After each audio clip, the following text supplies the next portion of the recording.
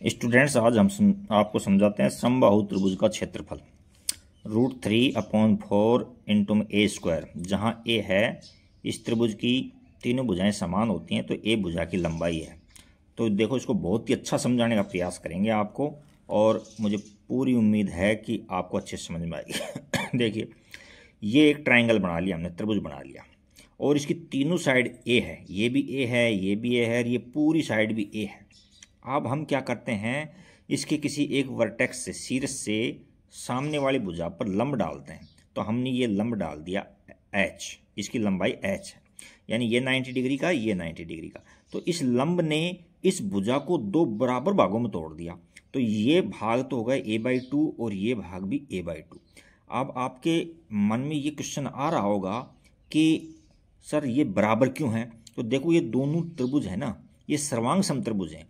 RHS नियम से, देखो आपने पढ़ा होगा सर्वांग समता नियम में, ये देखो हाइपोटेनस से दोनों में सेम है, ये परपेंडिकुलर है दोनों में सेम है, ये 90 का दोनों में सेम है। तो RHS नियम से दोनों सर्वांग सम है, तो ये साइड बराबर होंगी।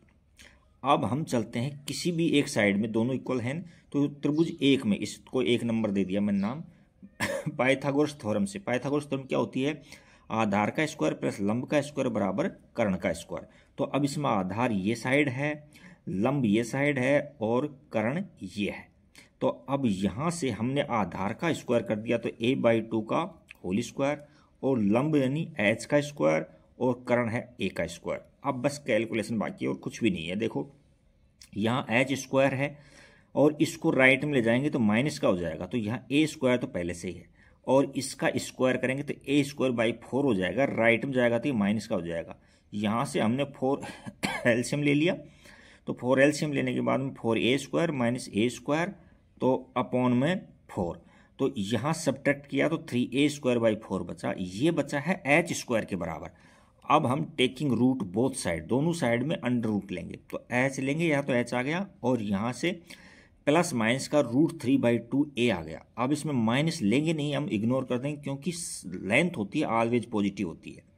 तो हाइट की वैल्यू हमने √3/2a निकाल दी। अब हम जानते हैं कि त्रिभुज का क्षेत्रफल क्या होता है, 1/2 आधार गुणा ऊंचाई। तो यहाँ 1/2 है, और आधार क्या है, आधार त्रिभुज का यहाँ से लेके यहाँ तक a है, a पूरा a है ये, तो आधार a है, और हाइट हमने अभी निकाली है √3/2a। तो √3/2a ये है।